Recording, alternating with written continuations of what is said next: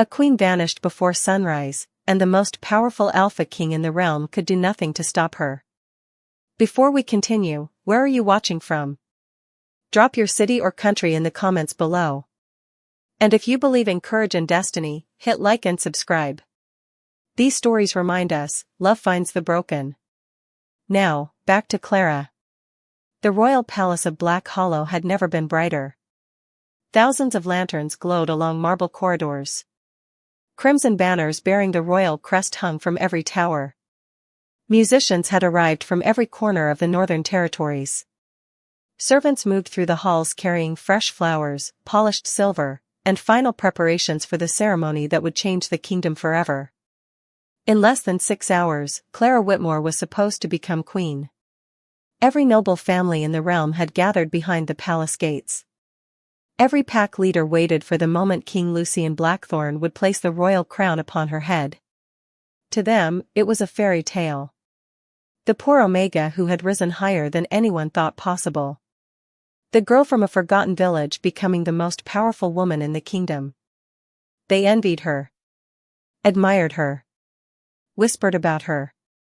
Many would have traded everything they owned for her place beside the throne. But none of them saw the truth.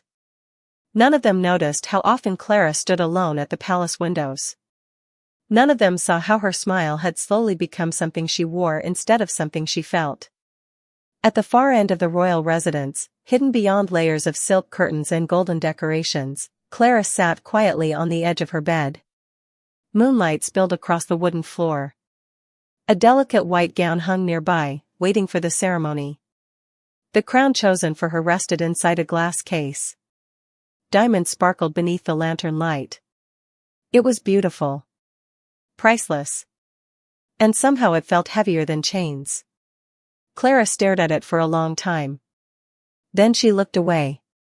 Her dark hair fell over her shoulders as she opened a small wooden box hidden beneath her bed. Inside were only 3 things. A faded photograph of her parents. A simple silver bracelet that had belonged to her mother. And an old gray ribbon she had worn as a child. No jewels. No royal gifts. No symbols of power. Just pieces of the life she once knew. The life she missed more than she ever admitted. A soft knock came at the door. "Lady Clara," a servant called gently. "The council requests your presence in the east wing." Clara closed the box. Her fingers lingered on the bracelet for one final moment. "Tell them I'll be there shortly," she answered. The footsteps disappeared. Silence returned. Clara released a slow breath. Then she walked toward the balcony overlooking the sleeping kingdom. From here she could see the palace walls stretching for miles. Guards stood watch along every entrance. Gates remained secured through the night. Nothing entered. Nothing left. At least that was what everyone believed. Far below, beyond the royal gardens and distant forests, a narrow road disappeared into darkness. Clara's eyes fixed on it. Not on the palace. Not on the crown. Not on the future everyone had chosen for her. But on the road. The road that led away from all of it. And somewhere deep inside her heart, a decision she had been carrying for months finally settled into place. By the time the sun rose over Black Hollow, the future queen would be gone. 3 years earlier, Clara Whitmore had never seen the royal capital. She had never touched marble floors, worn silk dresses, or stood beneath crystal chandeliers. At 21 years old, she lived in a quiet farming village nearly 300 miles from Black Hollow Palace. Her days began before sunrise and ended long after dark. She helped repair fences, gathered herbs for elderly neighbors, and spent most evenings reading borrowed books beside a small fireplace. It was a simple life. Not an easy one, but a peaceful one. The villagers often said Clara was different from other Omegas. Not because she was weak. Quite the opposite. There was a quiet strength about her that people noticed immediately. She listened more than she spoke. She helped without expecting anything in return. And whenever someone asked what she wanted from life, her answer never changed. Freedom. while other young women dreamed of finding powerful mates or marrying into influential packs. Clara dreamed about open roads and distant places. She wanted to see mountains she had only read about. She wanted to visit oceans she had never touched. She wanted a life that belonged to her. On a cool autumn afternoon, she sat beneath an old oak tree overlooking the valley. Golden leaves drifted through the air. The sky stretched endlessly above her. A worn journal rested in her lap. Inside were pages filled with sketches, ideas, and lists of places she hoped to visit one day. She smiled as she added another destination. Then the sound of approaching horses shattered the silence. Clara looked up. Dust rose from the road below. A long procession moved toward the village. Black banners fluttered in the wind. Riders dressed in dark armor surrounded an elegant carriage marked with the royal crest. Curious voices echoed through the nearby fields as villagers emerged from homes and shops. No one understood why royal officials would travel this far from the capital. Clara closed her journal and joined the growing crowd near the town square. The procession came to a stop beside the old fountain. Guards stepped aside. Then a tall man climbed down from the carriage. He wore a black coat trimmed with silver. His expression remained calm, but his presence immediately changed the atmosphere around him. Conversations faded. Children stopped running. Even the village elders straightened their posture. Clara had never seen him before. Yet something about him felt impossible to ignore. His dark hair brushed his shoulders. His sharp features carried the confidence of someone accustomed to being obeyed. Most striking of all were his silver eyes. They swept across the crowd with quiet focus before settling on her. Clara felt her breath catch unexpectedly. Just for a second. The stranger seemed equally surprised. Neither spoke. Neither moved. The moment lasted only a heartbeat before an advisor stepped beside him and began speaking. The connection disappeared as quickly as it had come. Clara looked away first. Her pulse quickened for reasons she could not explain. She reminded herself he was just another visitor passing through. Nothing more. Yet as the crowd dispersed and the afternoon continued, she could not stop thinking about those silver eyes. What Clara did not know was that the man standing in the village square was not a traveling nobleman. He was Lucien Blackthorne, Alpha King of the Northern Territories. And for the first time in years, the ruler who feared nothing had just found someone capable of changing his entire future. The royal delegation remained in the village for 3 days. Officially, they were inspecting trade routes and meeting local leaders. Unofficially, Lucien found himself searching for reasons to remain a little longer. Each morning, he caught glimpses of Clara moving through the village. She carried baskets of vegetables from the market. She helped an elderly widow repair a garden fence. She sat beneath the same oak tree overlooking the valley, writing quietly in her journal while the afternoon breeze played with strands of her dark hair. None of it should have interested a king. Yet somehow it did. On the second evening, Lucien walked beyond the village square without his advisors. He needed air. At least that was the excuse he gave himself. The sun was sinking behind distant hills when he found Clara sitting alone near the edge of a meadow painted gold by the fading light. She heard his footsteps and looked up. For a moment, neither spoke. The silence felt strangely comfortable. "You are the traveler from the capital," Clara finally said. "And you are the woman who always seems to be helping someone," Lucien replied. A small smile touched her lips. "Someone has to."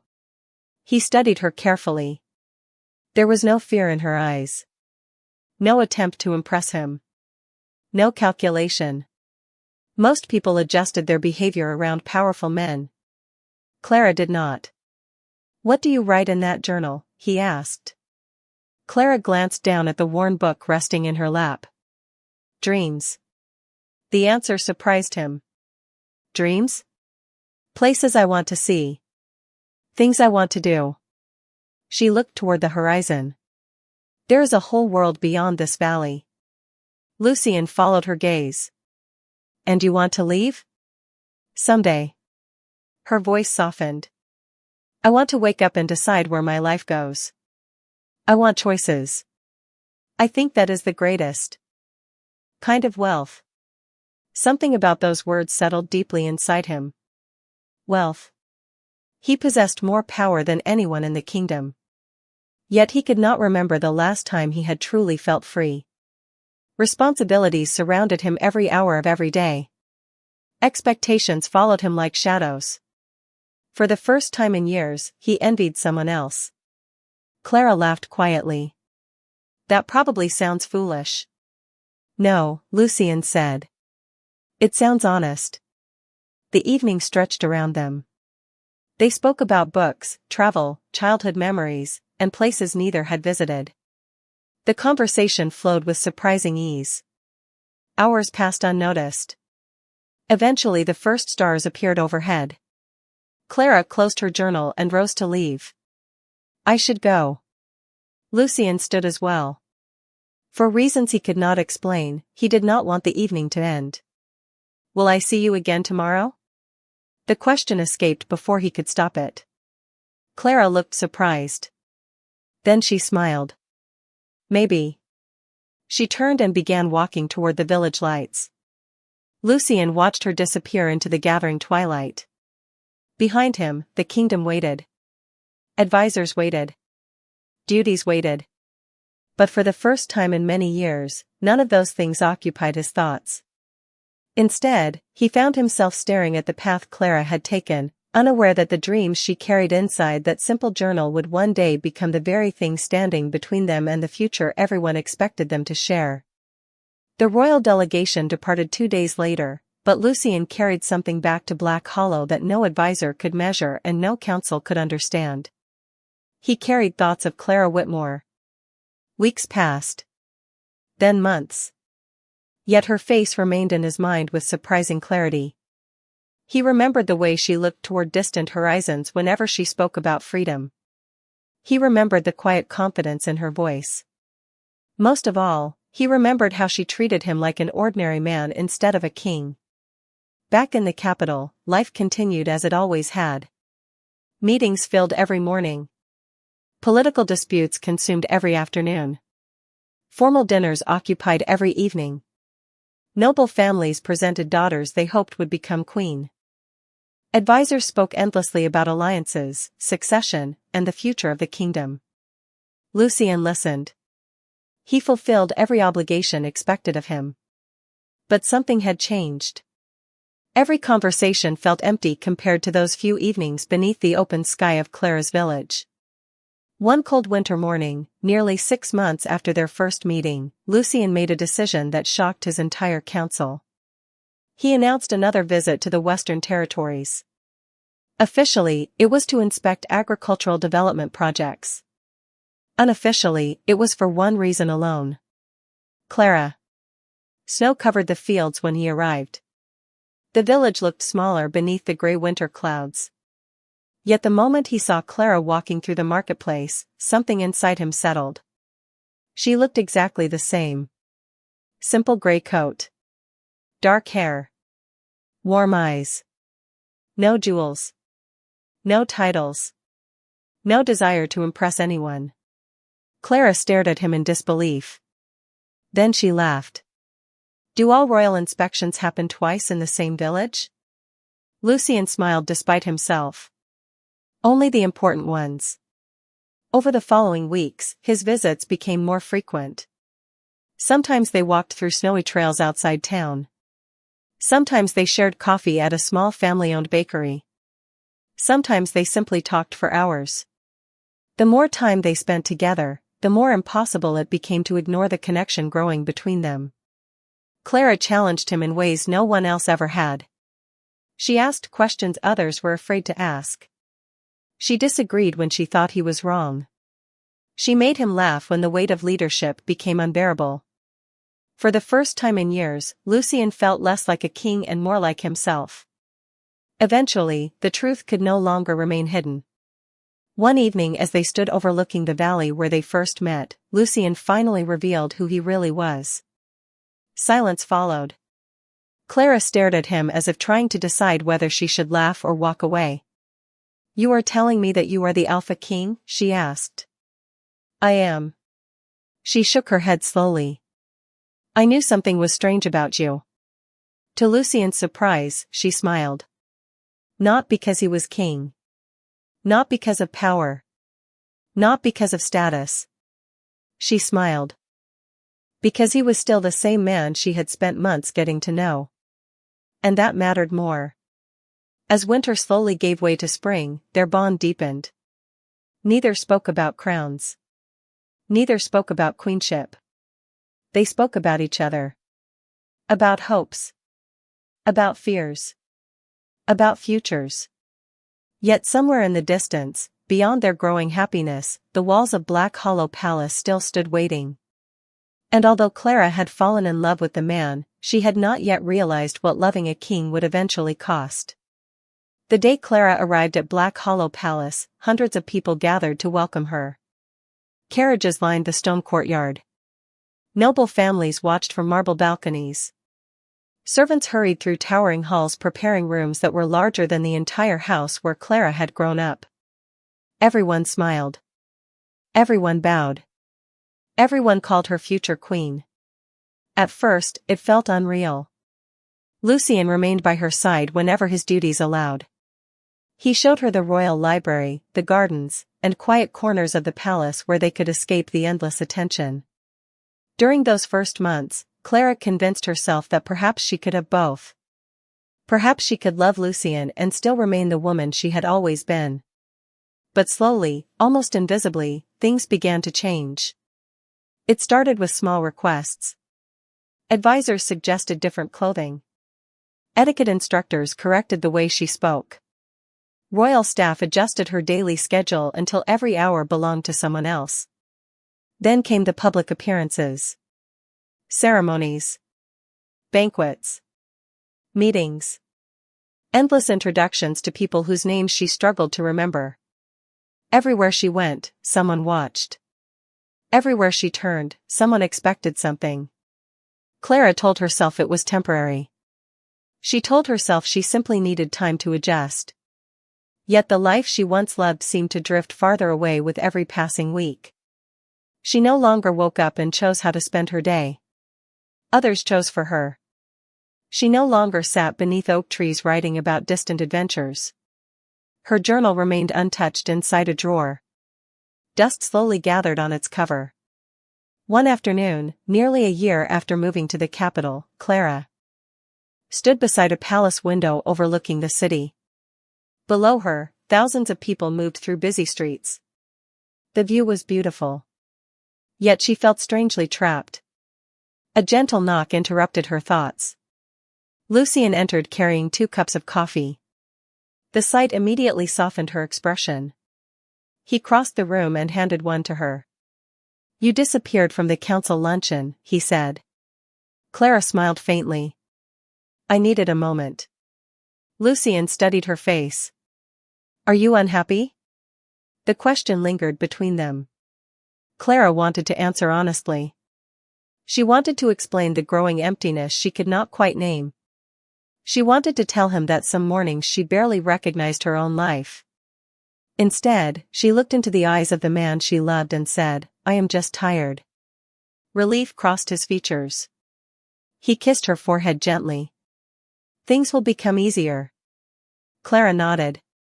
But deep inside, she was no longer certain. Because every time life became easier for the future queen, it seemed to become harder for Clara Whitmore. Weeks turned into months. Months turned into years. The kingdom celebrated her elegance, her kindness, and her devotion to the crown. Yet few noticed how often she stood alone by palace windows staring toward distant roads. Few noticed how rarely she laughed the way she once had beneath open skies. And while Lucien believed they were building a future together, Clara quietly began asking herself a question she had spent years avoiding. If achieving every dream everyone wanted for her required abandoning the dream she wanted for herself, was it really a dream at all? The breaking point arrived on a rainy evening 6 months before the coronation. Dark clouds pressed against the palace windows while members of the royal council filled the grand chamber with tense voices and worried expressions. A neighboring territory faced severe shortages after a difficult harvest season. Families needed assistance before winter arrived.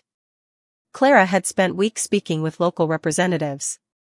She had listened to mothers concerned about their children and farmers afraid of losing everything they had worked for. She believed the kingdom could help. She believed it was the right thing to do. Standing beside Lucien at the long council table, she presented a proposal that would redirect a portion of the royal treasury toward relief efforts. For a moment, silence filled the room. Then objections began. Advisors argued about budgets. Nobles worried about appearances. Council members warned about political consequences. Clara listened patiently, expecting Lucien to support her. After all, they had discussed the issue privately. He had agreed that helping was important. Yet as the debate intensified, another problem emerged. Several powerful regional leaders threatened to withdraw support from a major alliance if the treasury funds were used elsewhere. The situation suddenly became larger than one decision. It became a question of stability across the kingdom. Clara watched Lucien carefully. She saw the conflict in his eyes. The man she loved understood her position. The king sitting beside her understood the risks. Finally, the council turned toward him. The room fell silent. Everyone waited. Lucien remained still for several seconds before speaking. His voice was calm. Measured. Responsible. Exactly what a king's voice should sound like. He sided with the council. The proposal was rejected. No one celebrated. No one smiled. Yet the meeting moved forward as if nothing important had happened. Clara barely heard the rest of the discussion. Something inside her had quietly shifted. Not because she failed. Not because people disagreed with her. But because she realized something she had spent years trying not to see. When the kingdom and Clara stood on opposite sides of a choice, Lucien would always choose the kingdom. The meeting ended after sunset. One by one, council members left the chamber. Eventually only Clara and Lucien remained. Rain tapped softly against the tall windows. Lucien approached her. "I know you are disappointed." Clara stared out at the storm. "Are you?" He hesitated. "I did what was necessary." The answer hurt more than any argument could have. Necessary. The word echoed through her mind. She remembered the village. The oak tree. The journal filled with dreams. Back then, life had been measured by possibilities. Now everything seemed measured by necessity. "Do you ever wonder what happened to us?" she asked quietly. Lucien frowned. "What do you mean?" Clara turned toward him. Her eyes were calm. Tired. Honest. "Somewhere along the way, we stopped building a life and started maintaining a kingdom." Lucien stepped closer. "Clara." But she simply shook her head. Not in anger. Not in resentment. Just sadness.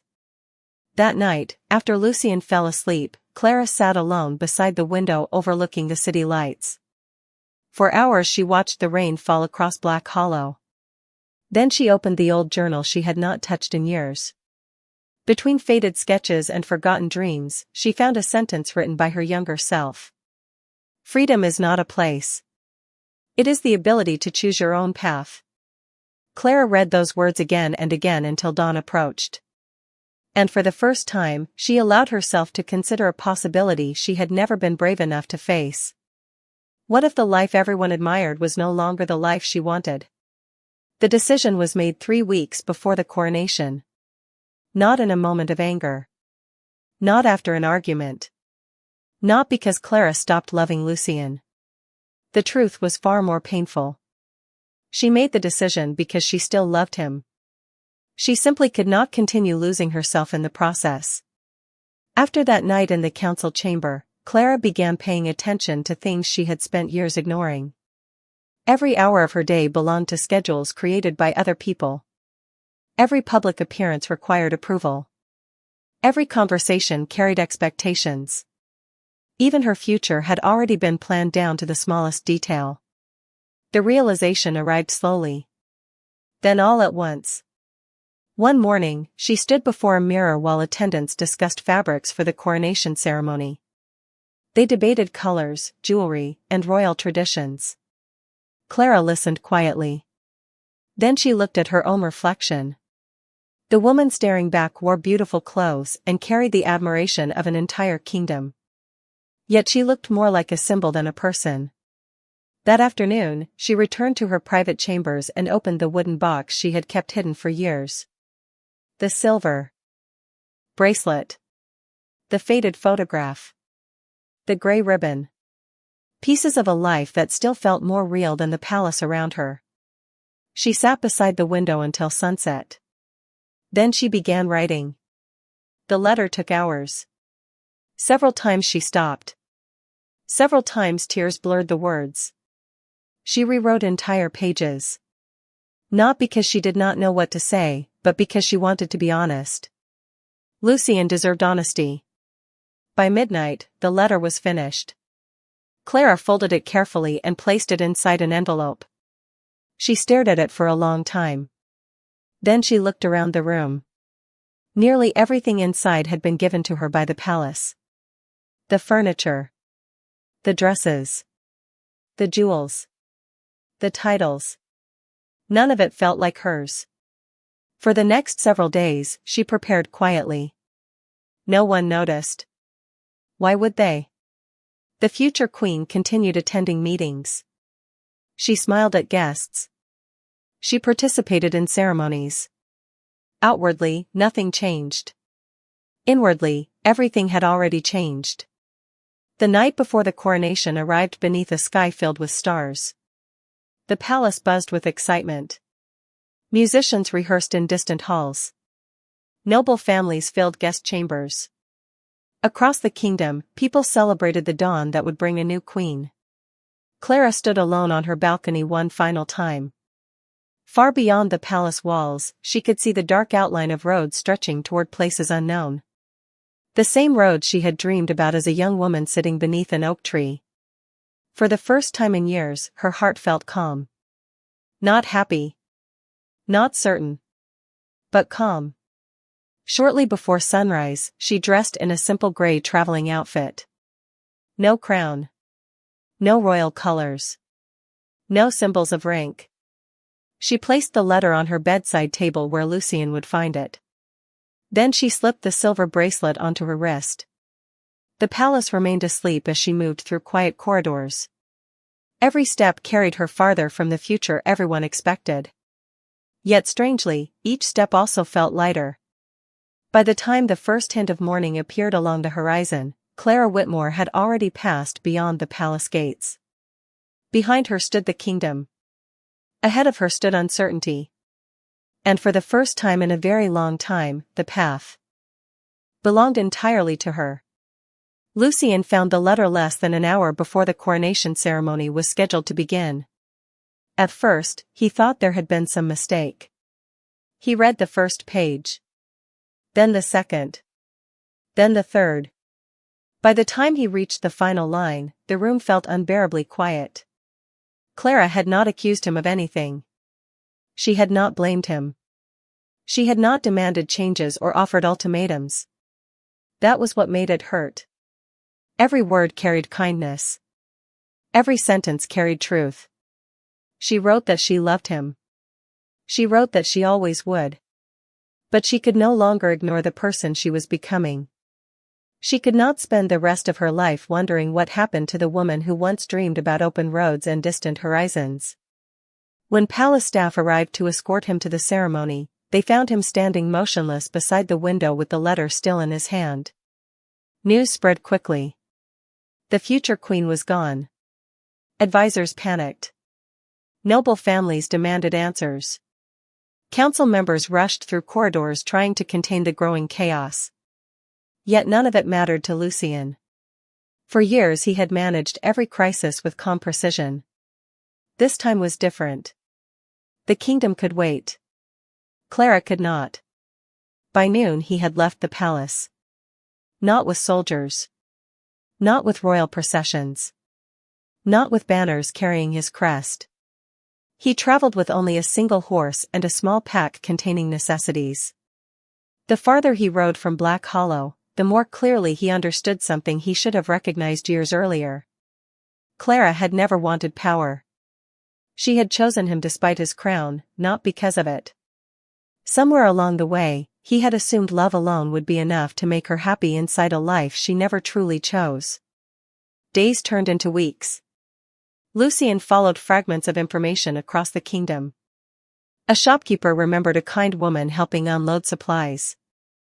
And an owner remembered a traveler with dark hair who spent evenings writing in a journal. A farmer spoke about a woman who stopped to help repair a broken fence before continuing west.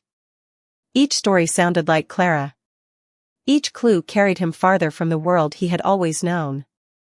Then one afternoon, nearly a month after she left, Lucien arrived at a small lakeside town nestled between rolling hills. The place was quiet. Peaceful. Children rode bicycles along dirt paths. Families gathered outside local cafes. No one paid attention to kings there because no one expected kings to visit. Lucien walked through the town square until he noticed a familiar figure sitting beneath a large maple tree overlooking the water. Clara. She sat exactly the way she used to sit beneath the oak tree years ago. A journal rested in her lap. Sunlight danced across the lake behind her. For a long moment, Lucien simply stood there. He had imagined this meeting countless times during his journey. He had prepared speeches, apologies, explanations. Yet now none of those words seemed important. Clara looked up. Their eyes met. Surprise crossed her face. Then something softer. Neither smiled immediately. Neither moved. The distance between them was only a few yards. Yet it felt like an entire lifetime. And for the first time since she disappeared beyond the palace gates, Lucien finally understood that finding Clara was not the same thing as bringing her home. For several seconds, neither of them spoke. The breeze carried the scent of fresh water across the lake. Leaves drifted from the maple tree above them. Somewhere nearby, a child laughed. The world continued moving as if nothing extraordinary had happened. Yet for Clara and Lucien, everything had changed. Clara was the first to break the silence. You found me. Her voice was gentle. Not angry. Not cold. Just surprised. Lucien nodded. I had to. Clara closed her journal and stood. She looked healthier than she had in years. There was color in her cheeks. Light in her eyes. The difference struck him immediately. For a moment, neither knew where to begin. There were too many memories. Too many emotions. Too many things left unsaid. Finally, Lucien spoke. I read your letter 100 times. Clara looked down briefly. I never wanted to hurt you. I know. His answer came without hesitation. That is what made it so difficult. They walked slowly along the shoreline. No guards followed them. No advisors interrupted them. For the first time in years, they were simply two people talking. Clara listened as Lucien described the weeks after she left. The confusion. The silence inside the palace. The realization that he had spent so much time protecting the kingdom that he failed to notice the person standing beside him was slowly disappearing. When he finished speaking, Clara remained quiet for a long moment. Then she looked out across the water. I never wanted the throne, Lucien. I know that now. I wanted a life that felt like mine. Her voice trembled slightly. Every day inside that palace, I lost a little more of myself. And the worst part was that I kept telling myself it was normal. That sacrifice was the price of love. Lucien lowered his gaze. Because he knew she was right. I thought I could give you everything, he said quietly. Clara smiled sadly. You gave me everything except the one thing I needed. Lucien looked at her. Freedom. She nodded. The word settled between them. Not as an accusation. As a truth. For a while, they simply stood together watching sunlight dance across the lake. Then Lucien took a slow breath. I came here believing I needed to bring you back. Clara's expression tightened slightly. But then he continued. I was wrong. Surprise crossed her face. Lucien stepped closer. I love you, Clara. But love is not asking someone to become smaller so they can fit inside your world. Emotion filled his voice. If you choose this life, I will respect it. If you never return to Black Hollow, I will respect that too.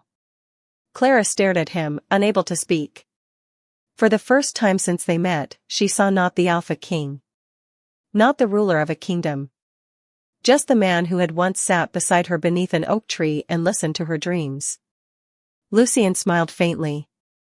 I finally understand what you were trying to tell me all those years. Clara felt tears gather in her eyes. Not from sadness. From relief. The burden she had carried for so long suddenly felt lighter. They stood together as the afternoon sun lowered across the lake. No promises were demanded. No decisions were forced. The future remained unwritten. And perhaps that was the greatest gift either of them could offer. Because real love was never about crowns, titles, or thrones. It was about choosing each other freely. And as Clara slipped her hand into Lucien's, both of them understood that whatever came next would not belong to a kingdom. It would belong to them.